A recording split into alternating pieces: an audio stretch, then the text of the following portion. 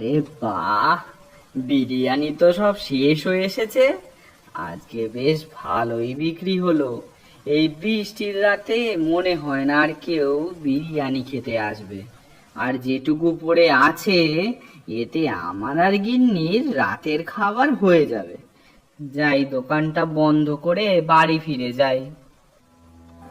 সব গুছিয়ে হারু যেই হোটেল বন্ধ করতে যাবে, ঠিক সেই সময় হোটেলের সামনে এসে উপস্থিত হয় এক বৃদ্ধা মহিলা।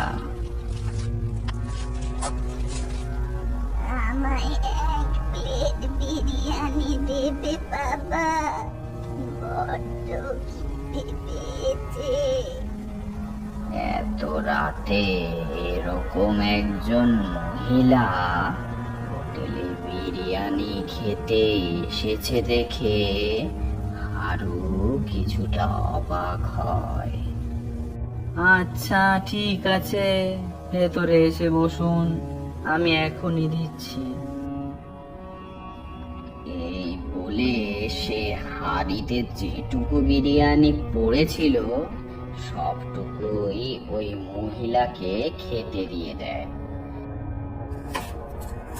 বিরিয়ানি খেতে খেতে হঠাৎ সে বলে, এটা কিসের মাংস বাবা?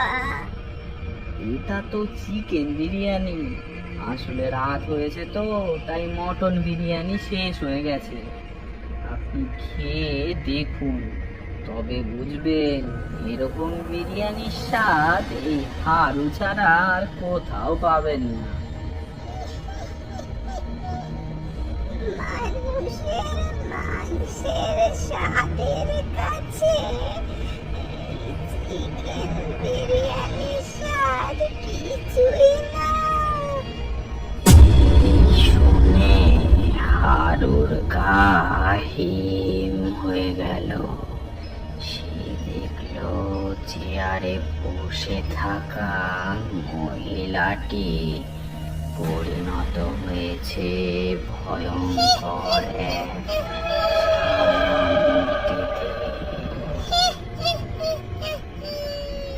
কে কে কে কে কে তুমি?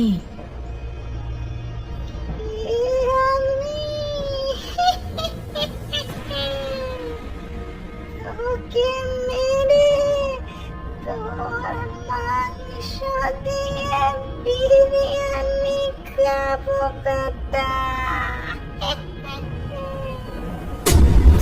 ছেড়ে দাও, ছেড়ে দাও আমায়। আমি আমি কি দোষ করেছি? ছেড়ে দাও। তুই আমায় তোর ভাগের বিরিয়ানি খেতে দিয়েছিস, তাই তোকে আমি মারবো না।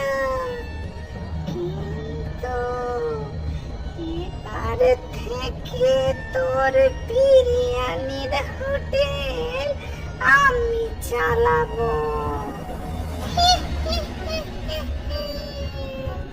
না, না, আমায় ছেড়ে দাও। আমি কি দোষ করেছি? ছেড়ে দাও।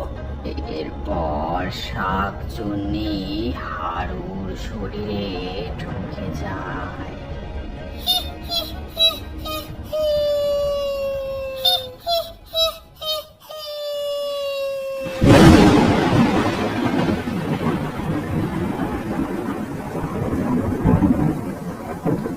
বাহ, হাড়ুর দোকানের বিরিয়ানির স্বাদ দিন দিন তো বেড়েই চলেছে।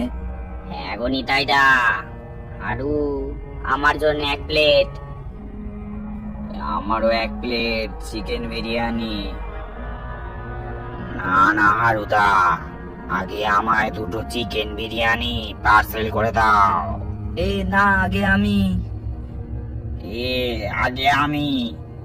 ওরে থাম থাম তোরা, সবাই পাবে। উফ উফ, একটু তো দাঁড়া। এরপর আস্তে আস্তে সকাল থেকে সন্ধে হয়ে যায়, আর বিরিয়ানির হাঁড়িও খালি হয়ে যায়।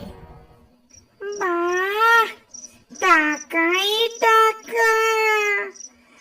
আজ তো ব্যবসা দারুণ হয়েছে। এরকম চলতে থাকলে খুব তাড়াতাড়ি বড়লোক হয়ে যাব। কিন্তু এই সুস্বাদু বিরিয়ানি বানাতে হলে আমার তো আরো মানুষ লাগবে। আইডিয়া! আর তাদেরকে মেরে তাদের অঙ্গ প্রত্যঙ্গ দিয়ে সুস্বাদু বিরিয়ানি বানায়। কাল রাত থেকে নাকি মদনকে খুঁজে পাওয়া যাচ্ছে না।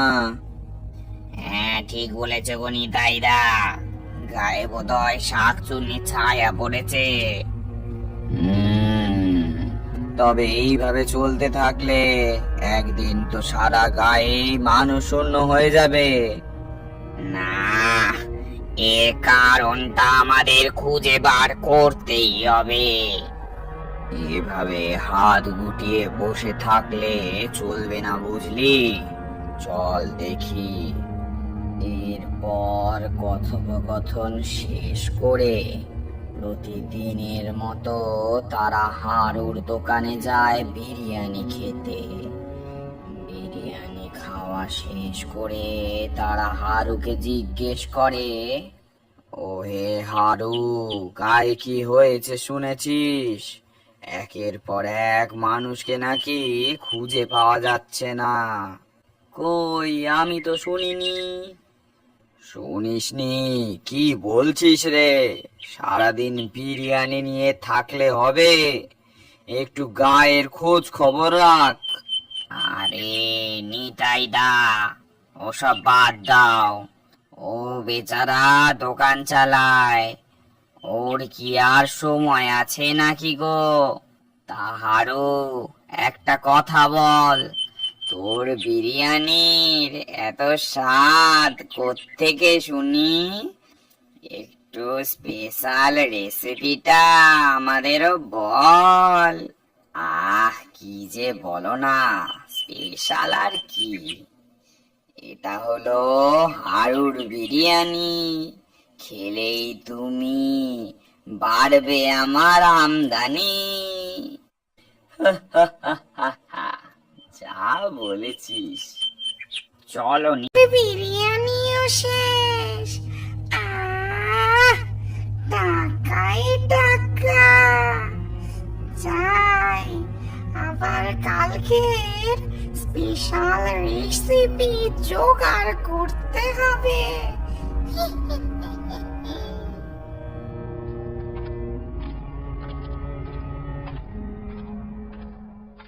ওহে মালতী, এত হন্তদন্ত হয়ে কোথায় যাচ্ছ শুনি?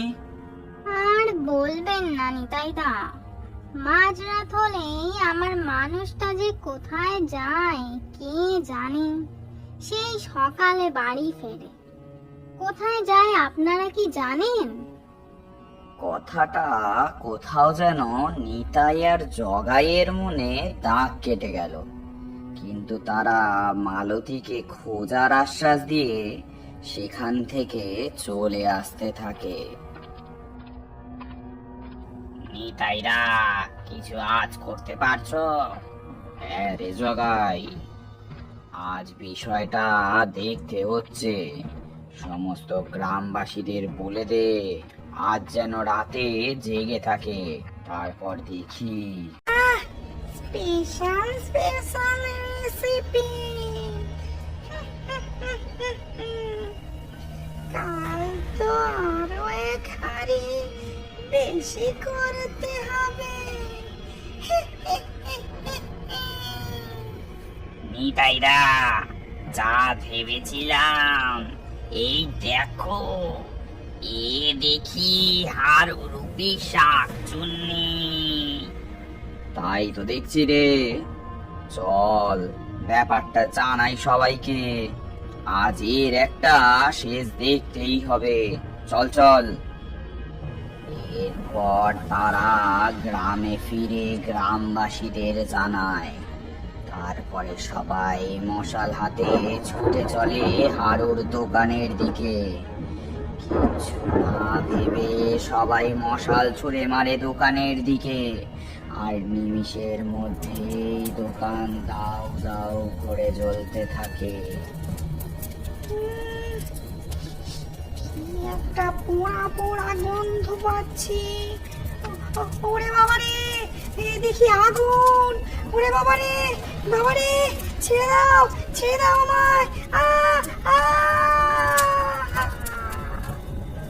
দেখতে দেখতে নিমিষে দোকানটি পুড়ে ছাই হয়ে যায়। তবে এ ঘটনা